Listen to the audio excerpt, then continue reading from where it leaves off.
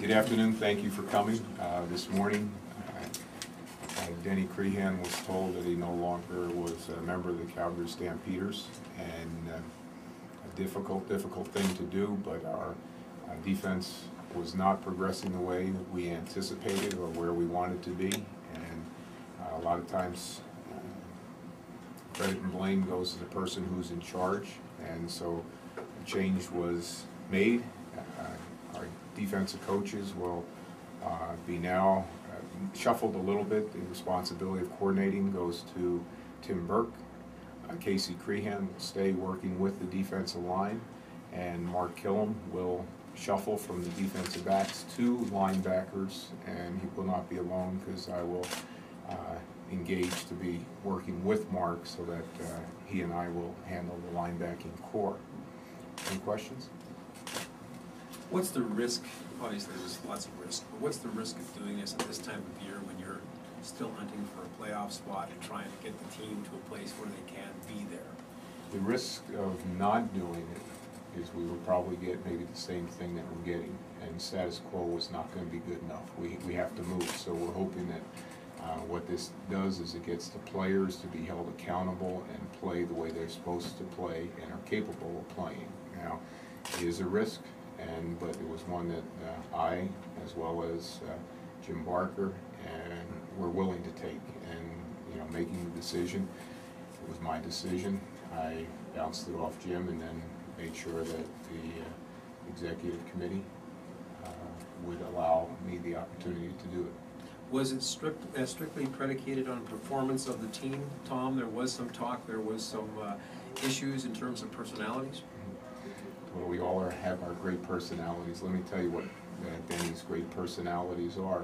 You're not going to find somebody more hardworking, somebody dedicated to what he brings to the table, and was always prepared, worked hard, and the only reason is the performance of our players and the defense. There's a lot of players in that locker room that don't like me at times because I might scold them, yell at them, discipline them, and we had no challenges whatsoever. It was about trying to make the defense get where it needs to be. Tom, the team looked pretty good on defense for a few games, but looked terrible on Saturday. So was the defense getting better and then stumbled, or was it just Saturday's game that caused it, or were you seeing things along the way, even though it appeared it was progressive? Really, it was a combination of things along the way. It wasn't just solely one game. It was, that was maybe the final point, the tipping point that occurred, that it had to happen now. And again, it is at great risk that this occurs, because one of two things happen. The athletes either respond in a positive way or respond negatively, and I'm sure hoping that obviously it's in a very positive direction. Will the defense remain the same? For all intents and purposes, the fundamentals, absolutely. There's not going to be wholesale changes as far as what the philosophy is. All the coaches that are here believe in what the philosophy was and how it was obviously implemented, because they had a great hand in it. So I don't see a lot of changes, but I see some subtle changes based on the personalities of the people that will be coaching now. What about just in retrospect now? An awful lot of change was made season to season. Is this just the case that you never caught up with the number of changes you made and the defense just struggled accordingly? Well, it's easy to pick it apart and point fingers and do everything that has been done in dissecting it, and probably is going to be dissected in many different ways, but it really does come back to the bottom line that right where we're at today is not where we need to be or thought we should be, and that is the only reason for us going in this direction. And the reason I say us is that it's the Calgary Stampeders that we're thinking about, and it's about the good of the team. And again, this is a risk that is and has been taken, and I can only hope that it pays dividends, because there one of two things happen. Either people think I have some intelligence, or then I'll leave them no doubt and know that I don't have any. And so it's high risk, but it's could be high reward, and that's obviously what we're after. Tom, as you mentioned, you really can't change the personnel, but could you change, with Miguel Robade, could you go to a 4-3 defense? Well, we actually, if somebody actually watched us, there's a lot of times where we actually slid on over and we played with 4 defensive linemen or 4 down guys.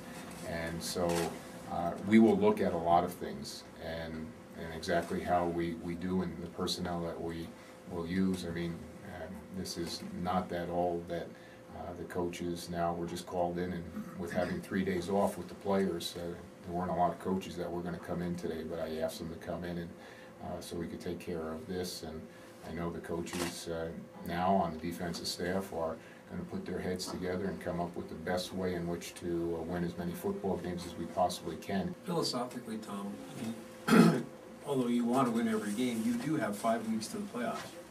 Do you take a look at that, saying in the big picture, we have time to make this adjustment, develop, we want to win as many as we can, but knowing your situation with the crossover possibilities, do you think you have the time that maybe gives you a little bit of a buffer zone to make this change? Well, you're a pretty patient man. It's about now, but you're absolutely correct, because as we look at it, it's about getting ourselves in the best possible position to make a run once we are, I mean, obviously secure a playoff spot first and then see what happens. But we feel that, believe it or not, that there is a little bit of wiggle room that we have, that we can possibly experiment a little bit and just see. I mean, not wholesale changes, just possibly change a few things. A few ways of doing things are always based on people's preference and personalities. And I will look forward to seeing Tim Burke, Casey Creehan, Mark Killam's personality start to come through, and where they put a couple of wrinkles here or there. What's the latest on your quarterbacking situation? It's actually very good. What we're hoping is that Achilles will be able to come back, and again, it's the 3 days that we have, and so before we go out onto the field, he was feeling better today, and we're optimistic that he should be able to go. And with all that playing time experience that Barrett Neely has, he's going to think he's a pro at it and can run around and make some more things happen. But we're ever hopeful that Achilles will be back at it on Thursday. When did it start to crystallize in your mind that this was the direction you had to go? Obviously, you announced it today, but was there a day, time, or place when you started to crystallize in your mind that you'd have to take this maneuver? Well, it got crystallized yesterday when I had the opportunity, and a lot of people wouldn't know how much time I spend with Jim, and he was, as tough as it was, he listens, and it's always nice to have a sounding board, because it's tough in this position. Sometimes you don't have anybody that you can talk to, and it's nice having Jim around. I would say it crystallized itself yesterday. Tom, in less than a year, you've lost both coordinators, offense and defense. Can you comment on how disappointed you are about that? And do you feel like now there might be a target on you as a result of the 2 top guys gone? Well, anytime you sign your name on the line as a head coach, you take a target. It all depends how big you want that target to be. And sometimes it gets larger and smaller. So that's why I kneel down on the sidelines a lot, because I think the target is smaller. But absolutely, it is about productivity. It's about getting the job done. We're graded with our wins and losses, but one thing that I've always felt, that we'd be competitive and entertaining. And I don't believe that we were competitive and entertaining last week. And again, that's where it starts to crystallize. And I take ultimate responsibility, because I feel I failed. I failed Denny Creehan in not being able to help him get over the hump and be with us for a long period of time. So I take full responsibility, and it comes down to this decision as well. It becomes as critical for me as it is for all of the coaches here. How things play out, I couldn't be happier how we are on offense. We have an outstanding offensive staff that's very creative and that works very well with the players that they have. And I think the same thing can be said for our defensive coaches. And so it comes with the territory. We live a fishbowl existence, and that's okay with me, just as long as we keep that water clean.